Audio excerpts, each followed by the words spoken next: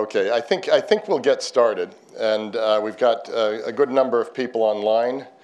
I already have a couple of questions from people online, which is great. So let me start this by saying good morning and welcome. I am delighted that Dr. Ashraf Ghani has taken time off from his campaign to join us for this important conversation on the Afghan elections, but not just the Afghan elections, but the context, the economy, the relationships in the region, relationship, of course, with the United States and allies. The president has had a couple of important speeches in the last week that I'm sure Dr. Ghani Ashraf will refer to. As we said in our invitation to the talk, the stakes couldn't be higher for Afghanistan, the region, and the world. There really is an enormous amount at stake here, not just in the election outcome, but what will happen in the aftermath.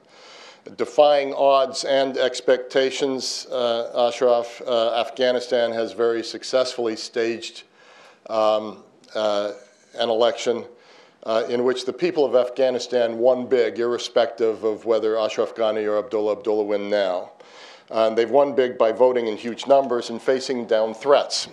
The Taliban tried to use threats and offers of payment to keep Afghan voters away from their polling stations, but they failed miserably, and we can all be grateful for that.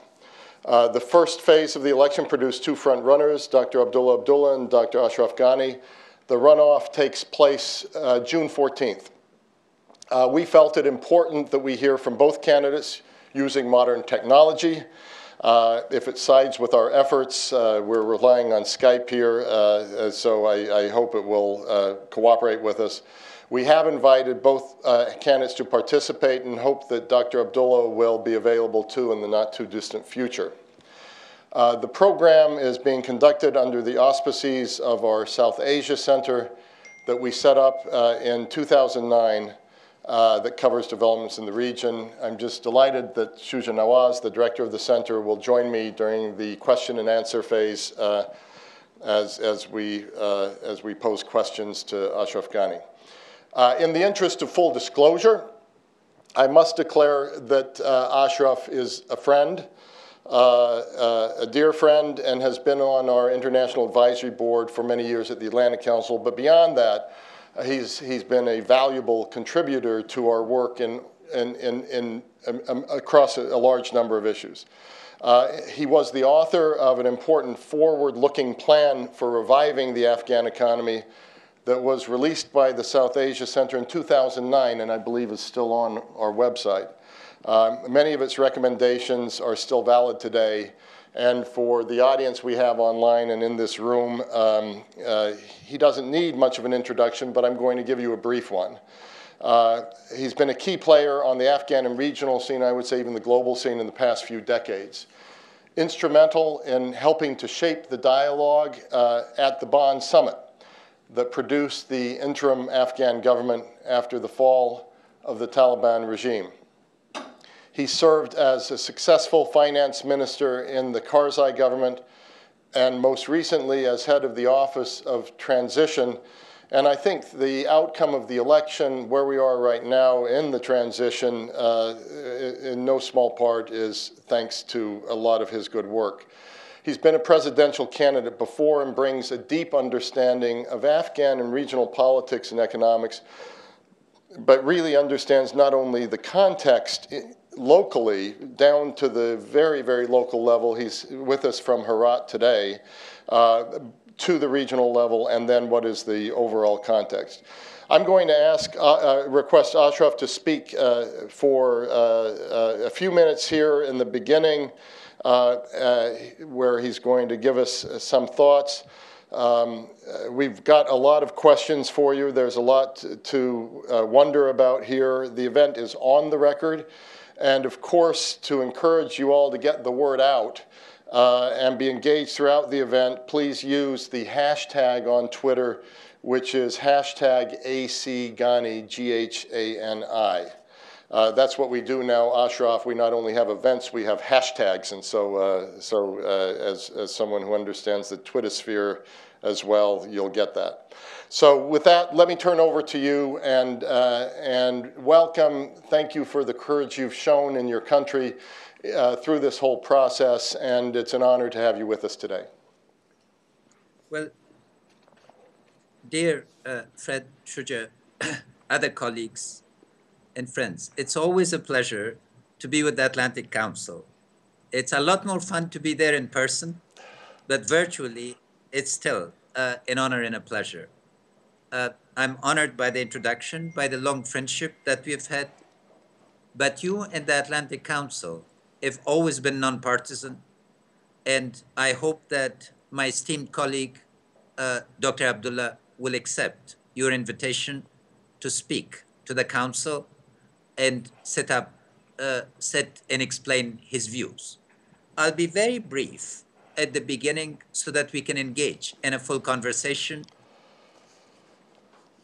My first point is that the election, 8 months ago, the world in general, the region in particular, and the Afghan people, all were very anxious about the political transition. There were all kinds of questions, uncertainties, and anxieties. What I'd like to do, like you, is to congratulate the people of Afghanistan for proving that democracy can be seen as the system that allows us to solve our problems through democratic give and take. During the 20th century, a centrist consensus had escaped us. This election is produced the foundation for the Afghan voter to become a citizen. We are not engaging in a process of patronage or patron-client relationship. We're dealing with free citizens, weighing the candidates, making decisions, asking questions. And this really is a remarkable tribute to a people who have taken on the democratic process with full trust.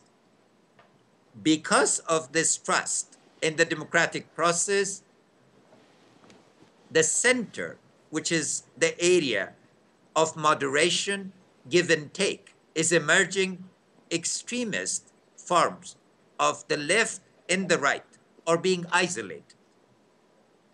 This in the region itself is a remarkable statement of change. The second issue to be noted regarding the April 5th election was the historic role of the Afghan National Security Forces, who for the first time managed to ensure the security of the elections. As somebody who had a leading role in designing the security transition, I'm extremely proud of our national security forces. 4 years ago, when we started discussing the ideas of a security of transition, the same skepticism and anxiety greeted the concept. But the program that we designed, which was one of tranches or phases, in 5 phases, we went from Afghan security forces being in the shadow in a supporting role to a leading role. In this, again, is brought about a remarkable set of changes, and I think the success of this process has been one of the reasons for the recent announcement by President Obama regarding the type of partnership to be forged and renewed and expanded between the United States and Afghanistan. The third factor has been the role of the media. The modern media has truly arrived in Afghanistan. When we began the process of registration, the public did not have a view of the candidates. The television has come to nearly a significant number of Afghan homes, and I've been struck dumbstruck by the extent to which the presidential debates were watched across the country. And on that basis, decisions were made. A free media, of course, also has rough edges, but by and large, the nature of public discourse in Afghanistan has been remarkable. John Dewey had a concept. Yes. So a public is formed through discussion and debate. The debate in Afghanistan has been profoundly formative. All the key issues that the country has faced are being debated. And they're being debated openly and in a very constructive manner. What underlines this is that in the last 5 years, formation of voluntary association in Afghanistan has been unprecedented. And because of these association, the discussion is not just between individuals and individuals. Group mechanisms have emerged to allow this discussion to be formed, so collective formations are taking. What we are very proud of in our team is that a process of national reconciliation regarding the last 35 years has actually been achieved in practice.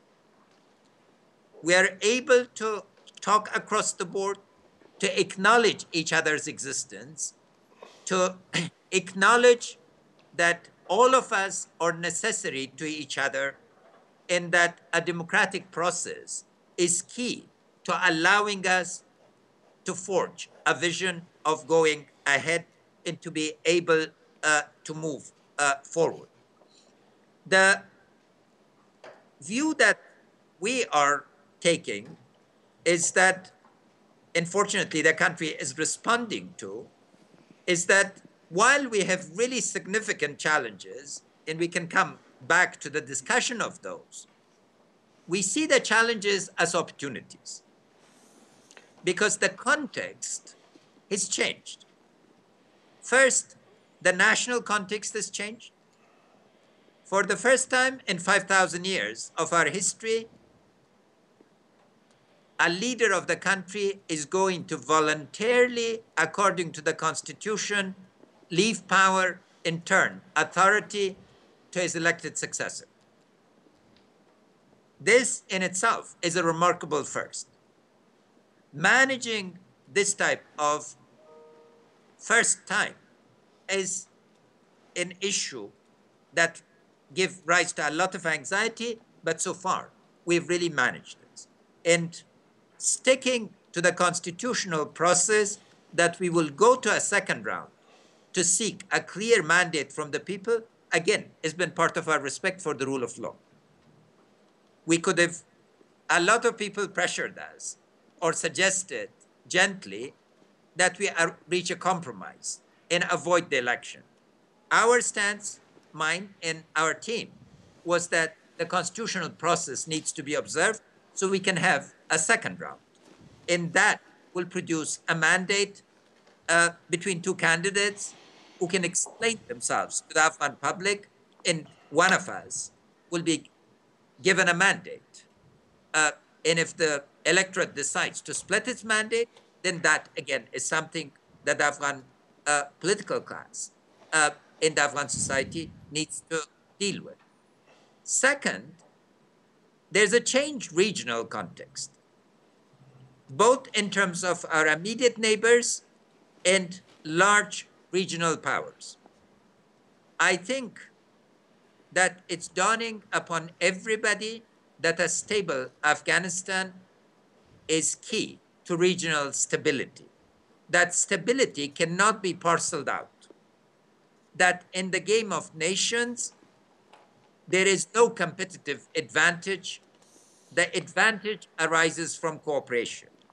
So what we are putting forth is a concept of a regional compact on stability and prosperity that would allow us to think through the regional dimensions of stability. In this regard, Our team's insistence is that the conflicts in the region are not between states. It's not a state-to-state series of conflicts. Our strategic challenge is from networks of extremism.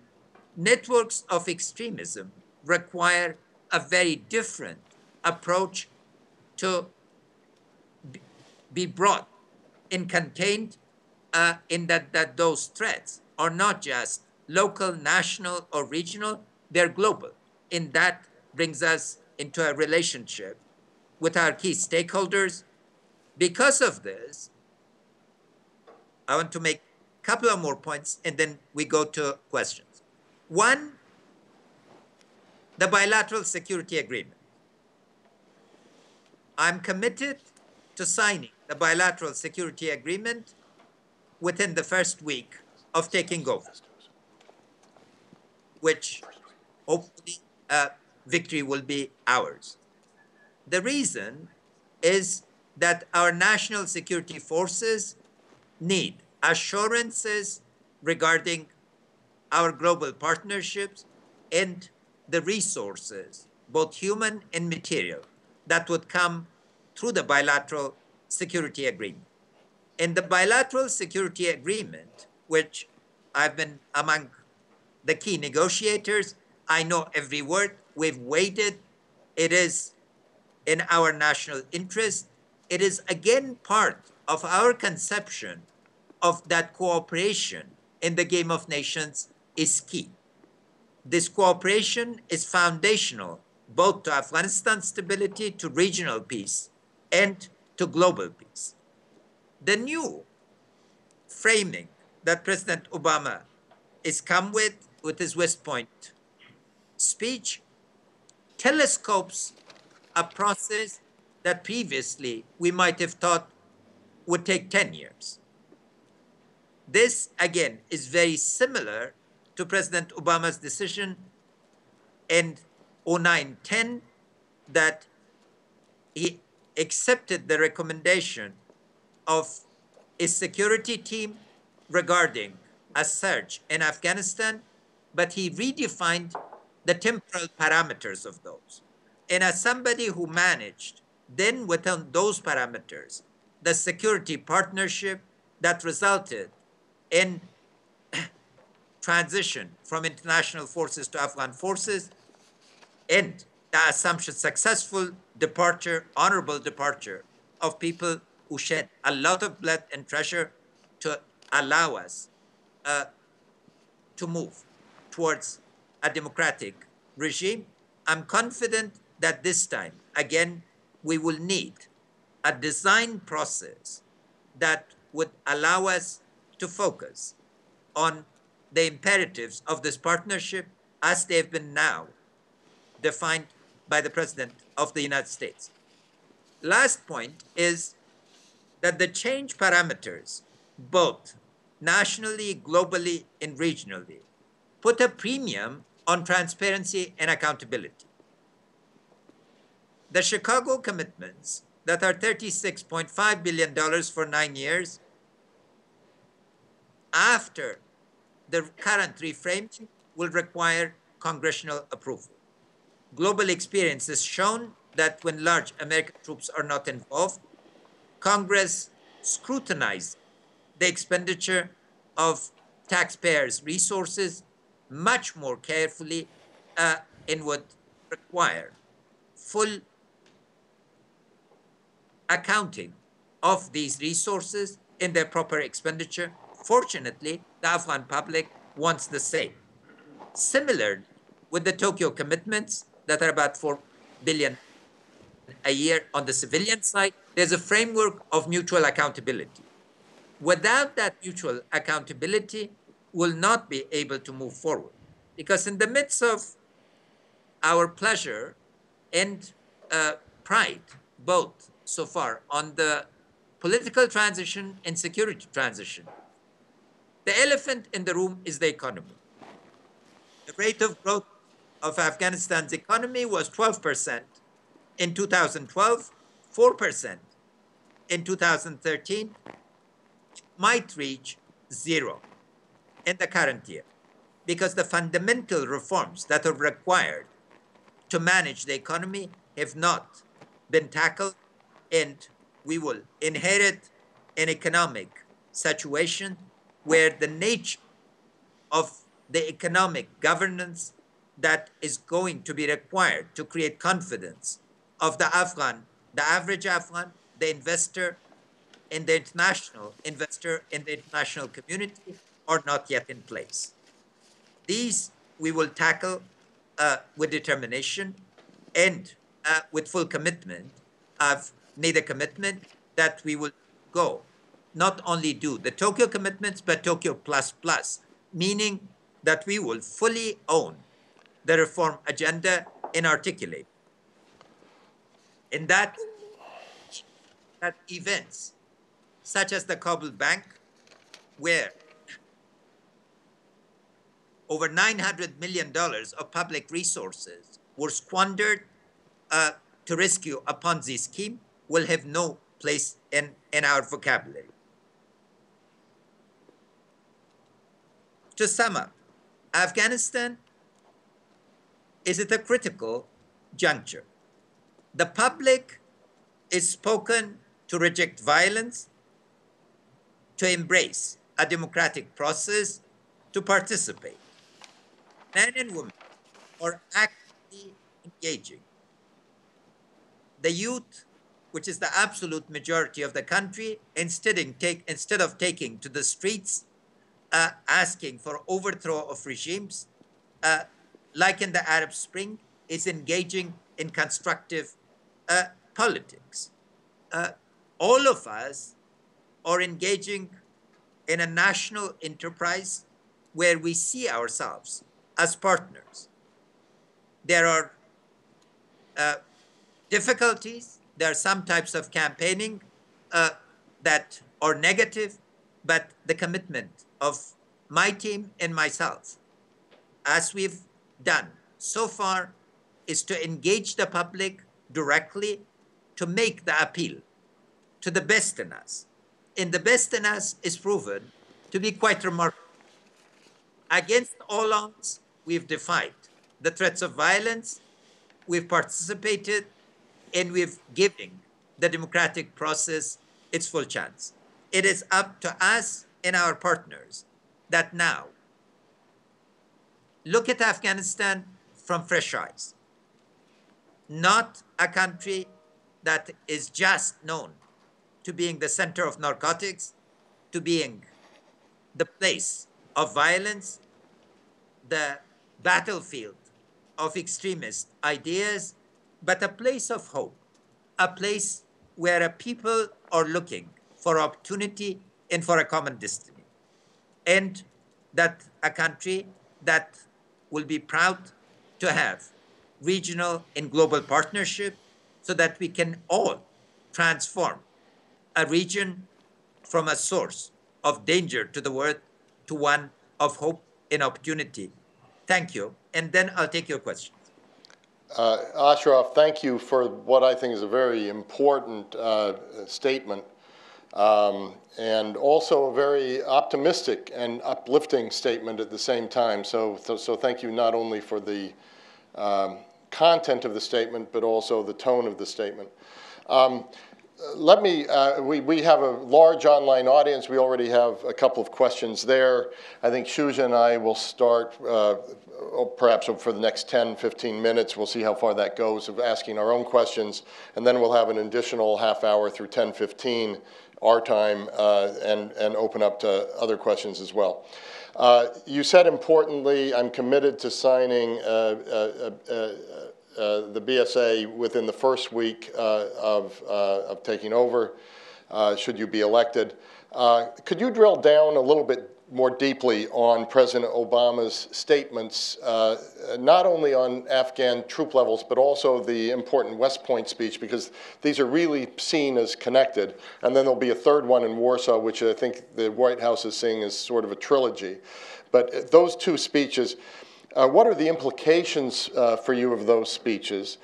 And then connected to that is a question from Luke Johnson, as a correspondent from Radio Free Europe, Radio Liberty, passing on questions from the Afghan service. And his question is, how do you see Afghanistan without international forces in 2017? So those two questions. Sure. The first question is the assurance that needs to be restated. President Obama is committed to providing the resources that were committed in the Chicago summit of 2013. These commitments amount to $36.5 billion over the next 9 years to underwrite the financing, the equipping, and the training of the Afghan National Security Forces.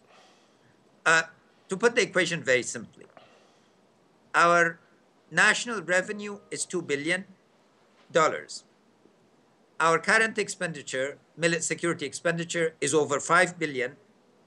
The projected expenditure on security forces every year during 9 years is $4.1 billion.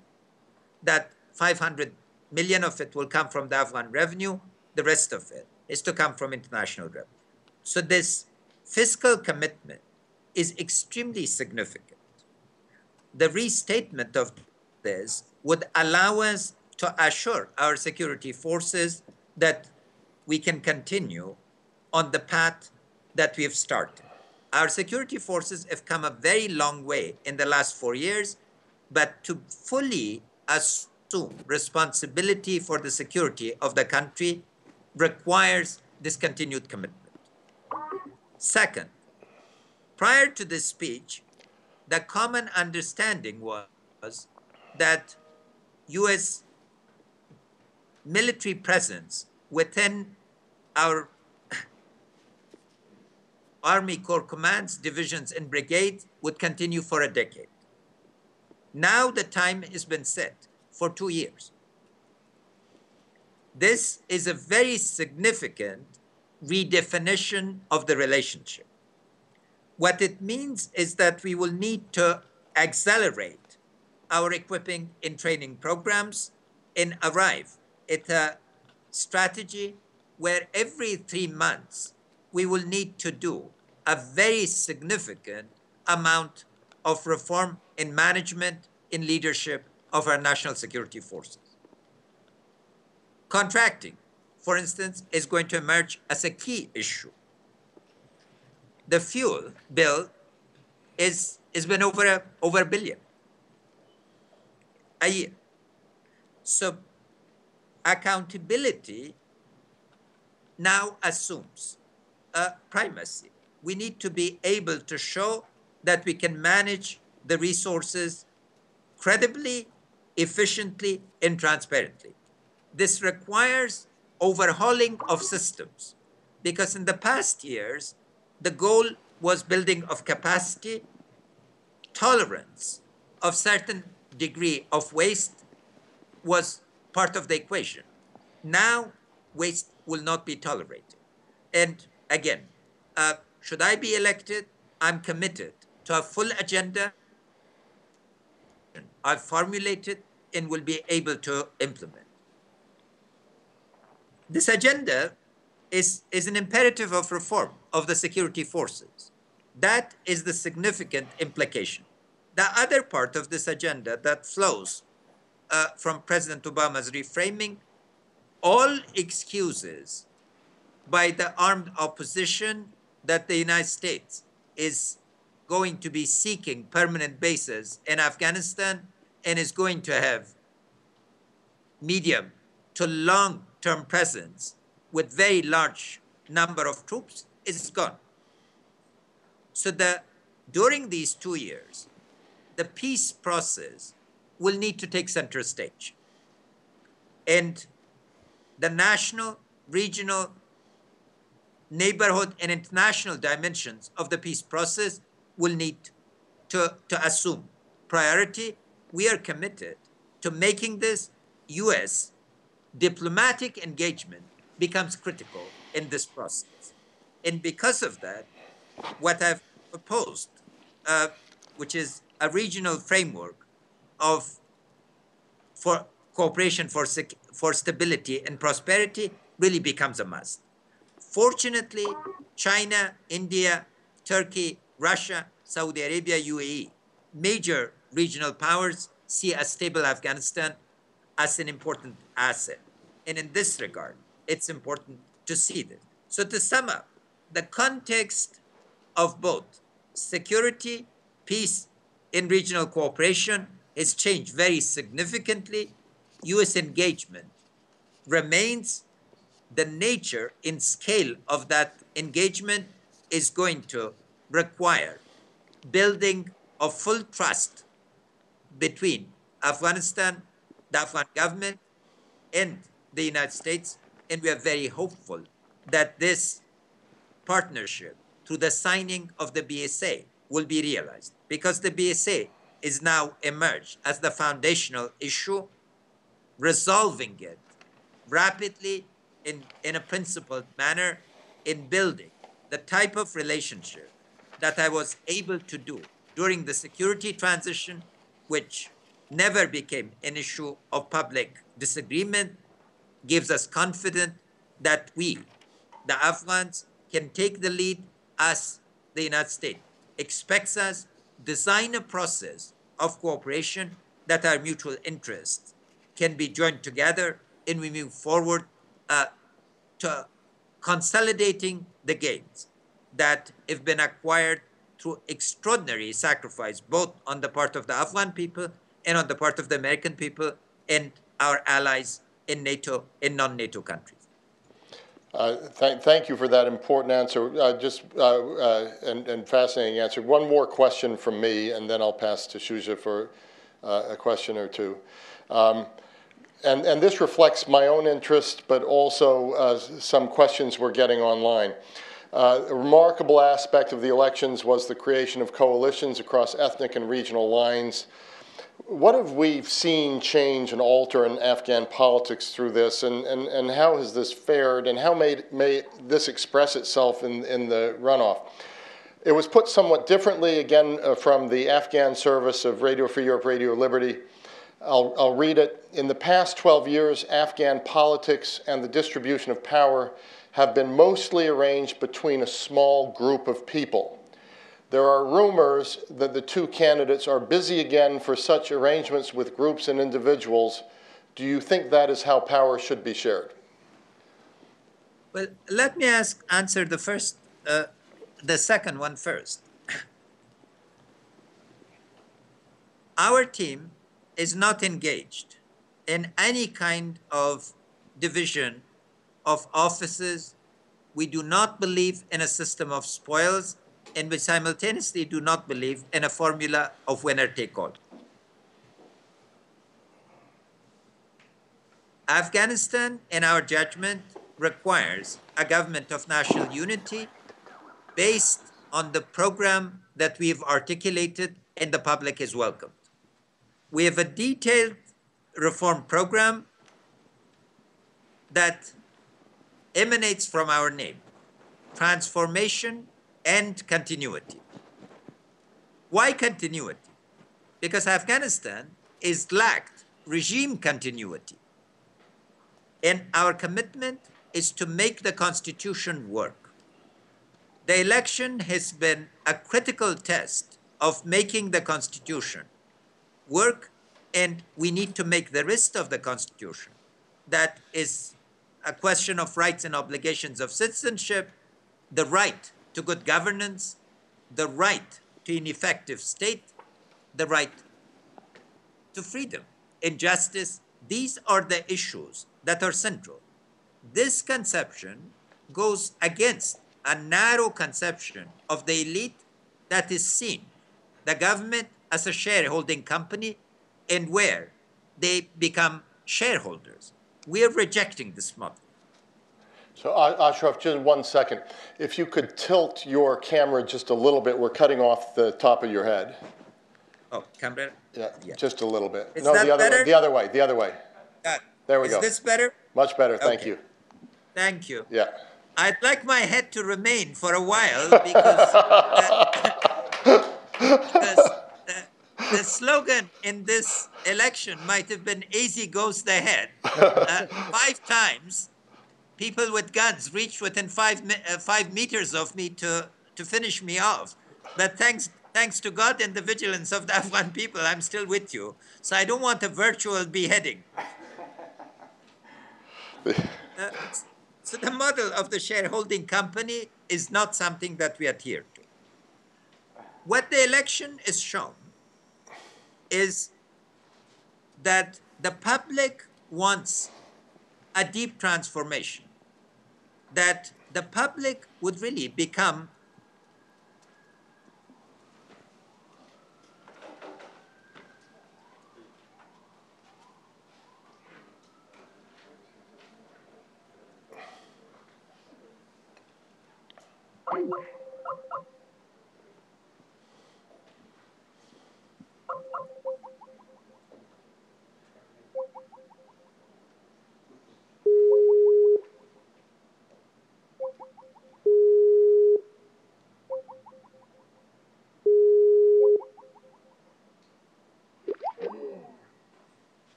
it seems that there is a 10-minute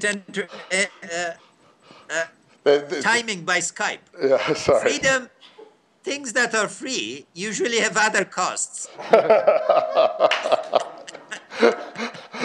Yes, there's no such thing as a free internet connection. Please continue. No, what I'm saying is that the question of coalition farming based on narrow interest is better put to my esteemed colleague, Dr. Abdullah, rather than to me. Mm-hmm. Okay. And I hope that when you have him, he would be able to provide his answers in that regard. The broad-based dialogue is really fundamental. Let me first point out a unique feature of our history.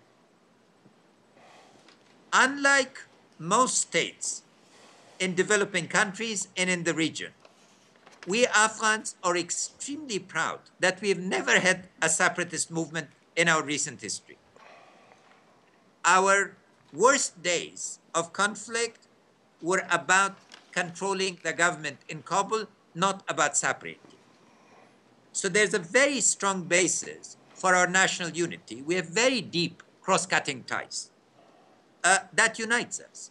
And because of it, if you look into the latest movements to Dr. Abdullah's ticket in mine, it reflects a broad national consensus. We are extremely proud, for instance, to have Mr. Ahmad Zia Massoud, the brother of late Massoud, and the former vice president of Afghanistan, join us with the articulated aim to allow an expression of national unity so that politics would not be ethnicized. And former presidential candidate, Dr. Zalmay Rasool, has gone over to Dr. Abdullah's ticket. Fortunately for us, he's not been able to carry his constituency. They've come to us. But these types of approaches, I think, speak very well for a national unity. The North-South, geographically, northern and southern Afghanistan have had different economic histories, orientation, but our ticket has brought these together. All of us campaigned across the country. We had 73 rallies, according to the count of the Ministry of Interior, Dr. Abdullah 71. And they were in the most difficult parts of the country. This speaks of outreach. I think both Dr. Abdullah and I are committed to being the president of all of Afghanistan, not part of it. But simultaneously, of course, there are differences, fundamental differences in program and orientation that divide our two tickets. And I think the public will make a judgment in terms of who presents the future and is the capability to fulfill the wishes and aspiration, and who is oriented pointed towards status quo or the past. These are the issues, but our respect, because of our cross-cutting ties, is on one fundamental point, which I want to emphasize. The fairness of process is going to guarantee the legitimacy of the outcome. And what we really want and emphasize is that the shortcomings of the first round should be addressed. We are attempting to address them, and that will give us an outcome that would allow us to govern with a clear mandate and fulfill the wishes and aspirations of our people. Across the board, in every part of Afghanistan, I'm extremely proud that during the transition process, I took 140 trips to the Afghan provinces. There's not a single Afghan province that I have not visited at least 2 times. The dialogue that I was able to carry intensely across the board allowed me to formulate our program of reform, and that's why people are responding to an agenda that we first heard from them and are now articulating back to them for their decisions and approval. In just a sentence or two, shortcomings of the first round that are being addressed, could you say what those are, what those were? Well, yes, the Electoral Commission, for instance, is fired between 3,000 and 5,000 of its employees for collusion, for fraud. The Election Commission had 110,000 people that they hired for a day. They could not guarantee the fairness of the process. Ballots run out 10 or 11 o'clock in key areas. Physically, it's impossible. A single voter minimally needs 1 minute and mostly requires 3 minutes. So there were 600 ballots. How could they run out? That meant that ballot boxes were stuffed, or otherwise people were being denied. Some security, by and large, security forces remained neutral, but in certain areas they intervened on behalf of certain candidates. The security parameter that should only be the safety zone of election officials and voters requires a 100-meter distance. The police exceeded this.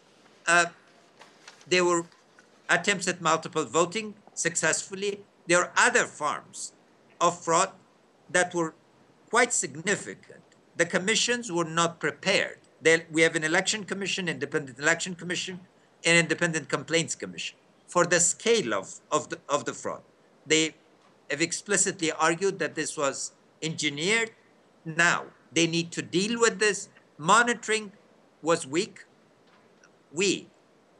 Our camp, because we're running on a shoestring budget, emphasized positive reaching of the messages. We thought that once we got our voters to the ballot box, they would be able to vote. But voting stations were closed early, then reopened, etc. There were sets of irregularities that have now been documented quite widely. Both Dr. Abdullah and I are in discussions with the commission so that we can make sure that during the coming weeks, these shortfalls can be addressed. There were certain governors, police chiefs, and others. The president remained neutral, but the government was not neutral. The neutrality of the government, as well as the president, is essential to the fairness of the process. We cannot transform everything to the current Chicago-style electoral politics, not its past century, but we are hopeful that we can make some significant changes, that the electorate can be confident that their votes, once cast, are fully honored, and we can ensure that the results give a clear mandate to one of us. Thank you. Shuja Nawaz. Ashraf, just 2 quick questions. One based on your statement that you want reconciliation among all the Afghan people. What has failed in the current reconciliation process, which was dominated by the US? and what would you do differently? And would that include a ceasefire announcement inviting all the Taliban inside Afghanistan's borders to lay down their arms and to become normal citizens? And the second question, somewhat related, goes back to your discussion of the regional security framework to maintain a stable and prosperous Afghanistan. When you listed the countries, you missed out one name, Pakistan. What do you see as the possibility of engaging with Pakistan to make that a positive engagement rather than with Pakistan being the source of Afghanistan's problems? Thank you. Let me take the second question first.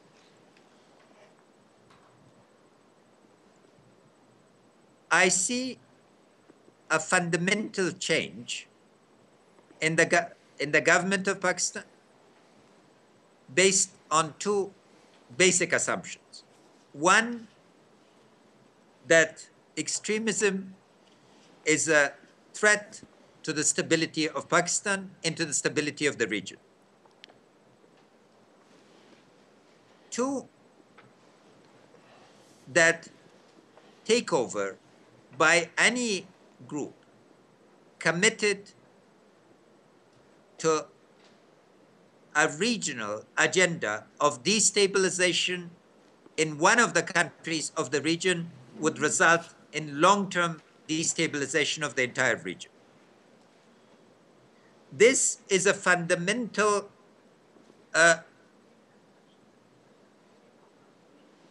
shift in orientation and in outlook. Because of this, I see that Afghanistan and Pakistan can engage in the type of dialogue and discussion that France and Germany engaged in after World War II. We need to envisage a 10-year process at the end of which these two countries become pillars of regional stability and can engage in forms of cooperation and mutual cooperation that is fundamental to solving problems that cannot be solved within a single border. This is a fundamental axiom on the basis of which I'm going to proceed. And this also requires, of course, acknowledging the other stakeholders, both in the immediate neighborhood, like Iran, in Central Asian countries, but particularly India, China, Saudi Arabia, UAE, Turkey, and Russia. I see a rare consensus among those powers regarding regional stability. It's because of this that I seek an enhanced diplomatic role by the United States so that the framework that I'm proposing will require solving some problems bilaterally, Afghanistan and Pakistan, some problems trilaterally, Afghanistan, Pakistan, and India. A lot of the transit and prosperity issues requires trilateral discussion. Some would require 4-party, some would require 6 or 8-party. We should not lock ourselves into a single formula.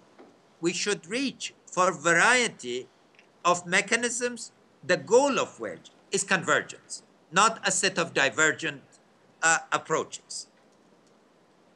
Within this framework, then the prospects of peace fundamentally shifts.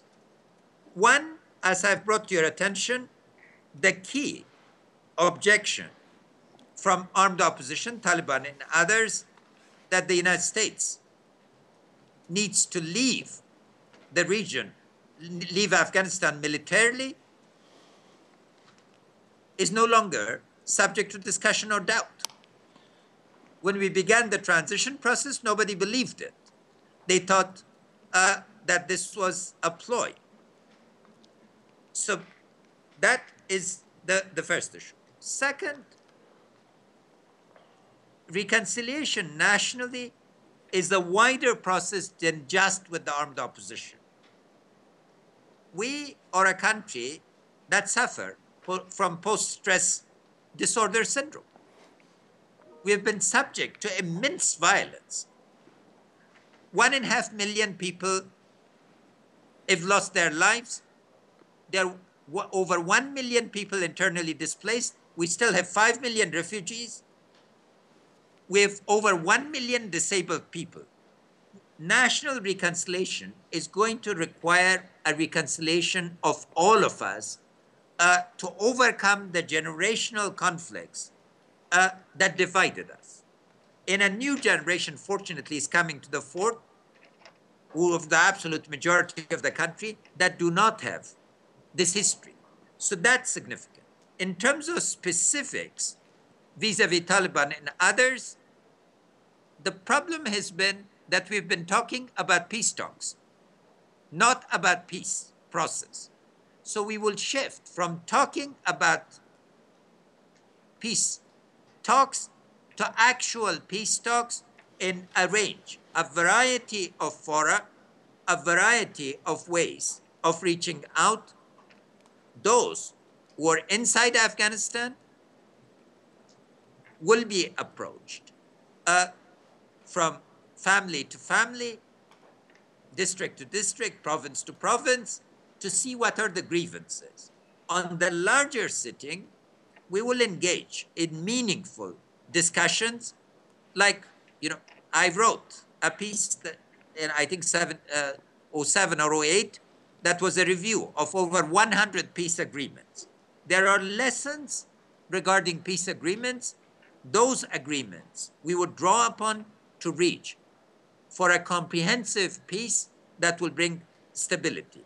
And this means, one reason for this, that I'm insisting that we have a government of national unity after the election, is that inside the government of Afghanistan and inside Afghan society, we must have a clear consensus on the cost of peace and war and how we will approach it.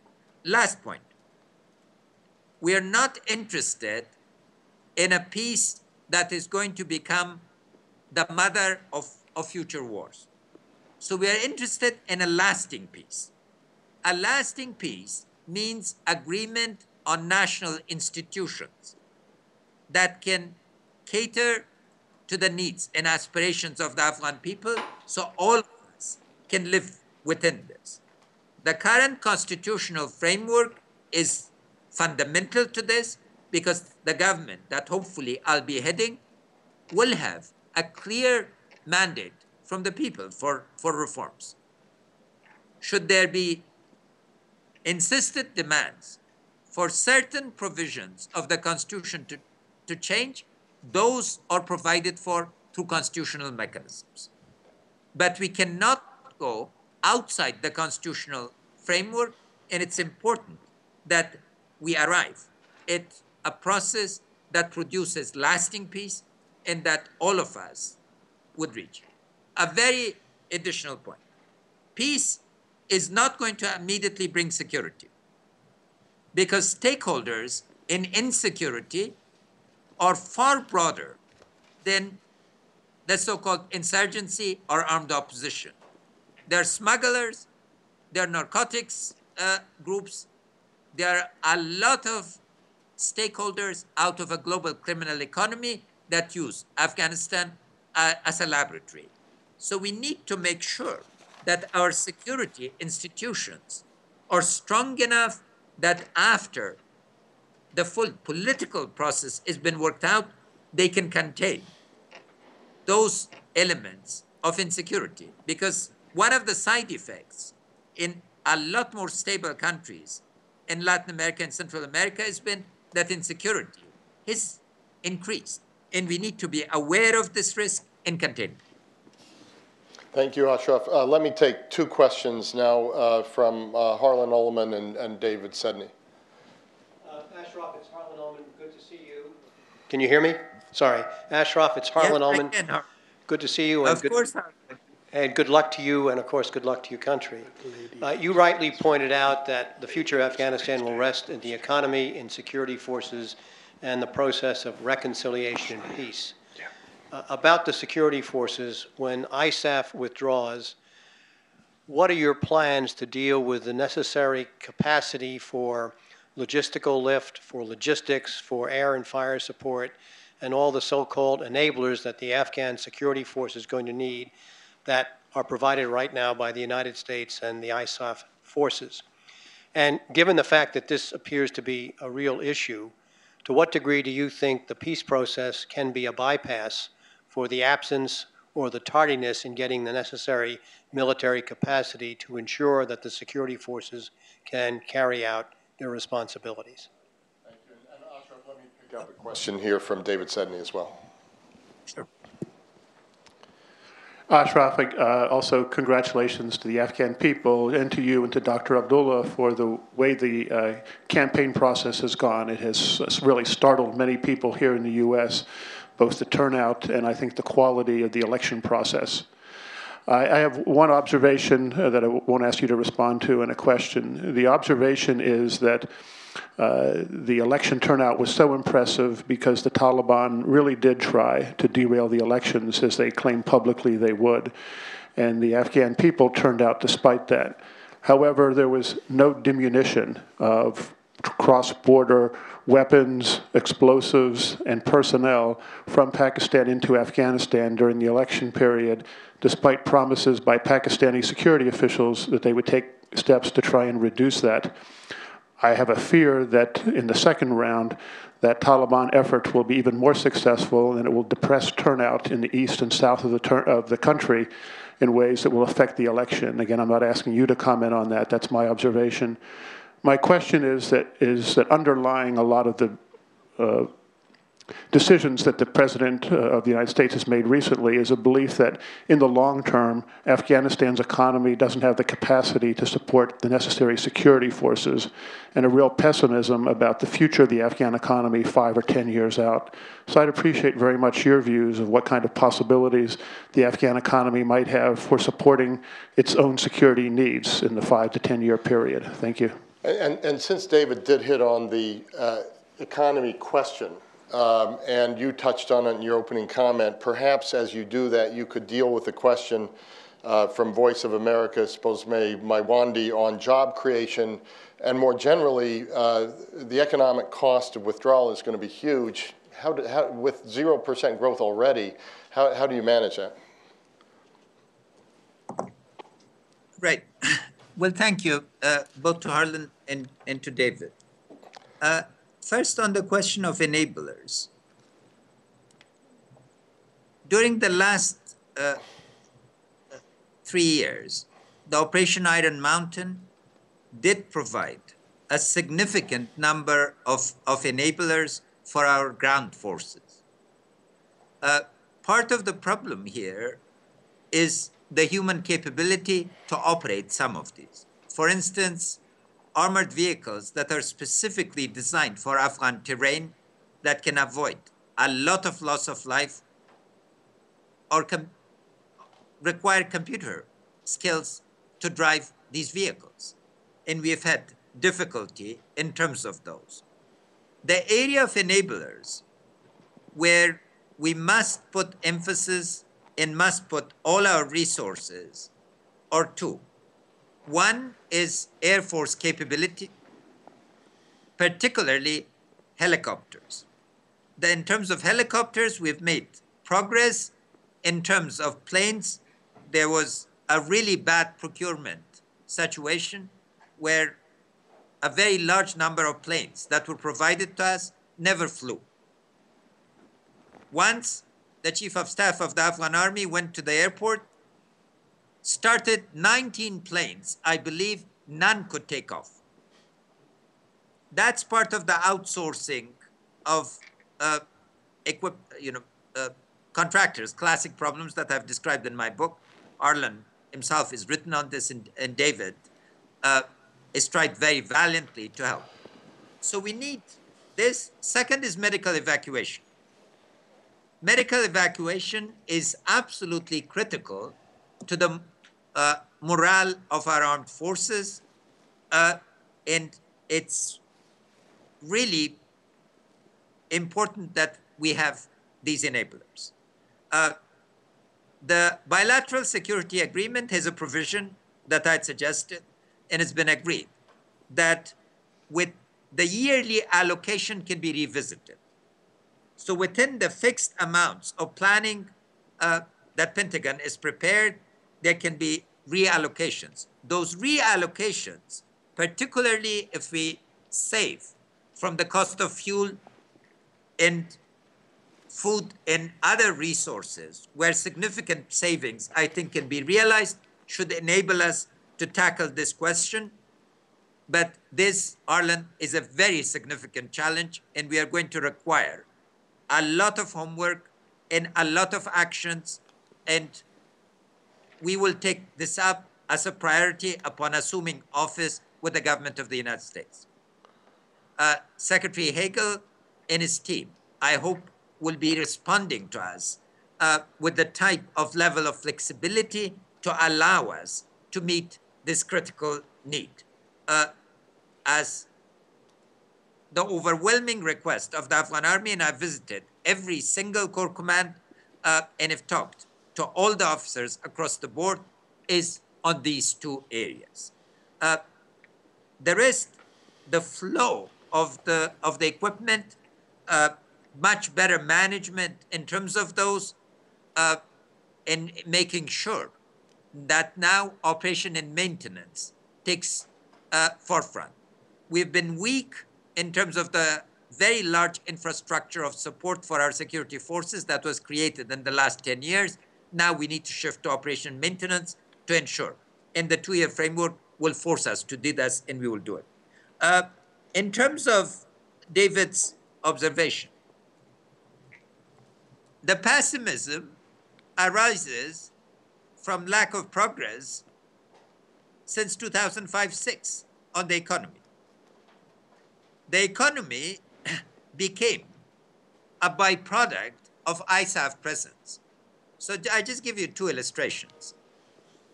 Normally, the transport sector is about 10% of even very expanding economies. In Afghanistan, it reached the point in 2013 of being about over 20% of the economy. But during 2013 and 2014, the transport sector has declined rapidly. A truck that used to cost $50,000 now goes for $6,500 as spare parts. Because the ISAF, each 10,000 ISAF troops meant a level of unemployment in thousands. Let's go ahead. We've sort of run out of your time, but why don't you finish that? That economy question. Yeah, finish that answer, yeah, please. On the economy, the first thing that we would need is a consortium to be formed on the second day of taking over between the World Bank, the Asian Development Bank, European Union, Scandinavian countries, DFID, to be able to put together a 3 months key package that would allow us to solve the immediate problems. Then we have a conference in London where in November, by November, we will put together a growth strategy that answers the fundamental needs of creation of an economy in a landlocked country. The foundation of this is that Afghans have an estimated $42 billion in cash that today is not secure. Our key goal would be to attract at least 20 billion of this in a secure environment to allow a compact between the Afghan private sector and public sector that would resemble the experience of South Korea in the 1960s, Singapore, in Malaysia. Next to this would be drawing on the experience of the New Deal to create a series of public works program for immediate employment creation. The third real driver here is creating direct foreign investment. In here, we are looking at the Gulf countries and Central Asian countries in particular. The Gulf now, fortunately, is a huge source of capital. The agricultural strategy of the Gulf in terms of food security is changed. They are seeking 30 years framework of investment that they've done in Southern Sudan and other places to be able to transform the Afghan agriculture from an import-oriented sector to an export-oriented sector. Our mining wealth is considerable. The key thing that is missing is a stable policy framework within which mining companies can engage with us. Transparent contracts regarding 13 mines will get us to meet our budget needs, both security and non-security, in 13 years. So management of these 13 mines would be critical point. Now, the most significant driver, which brings us back to the region. Afghanistan and Pakistan's trade with India 3 years ago was around 1 billion a year, less than its trade with Afghanistan. Shuja would tell you that during the last 3 years, this is reached over 7 billion. But if you calculate the economic relationships of 1947, the prospect is up to $70 billion of trade. India's and China's new growth can be harnessed for lifting both Afghanistan and Pakistan out of poverty. Let's see if we can get him internally here, but for those who are online, I was going to close by saluting the courage of the Afghan people, echoing David Sedney, because this really has been a remarkable historic achievement just that we've got this far. And the courage of the candidates and the Afghan people, and we're wishing them all the best that we can possibly wish them through June 14th.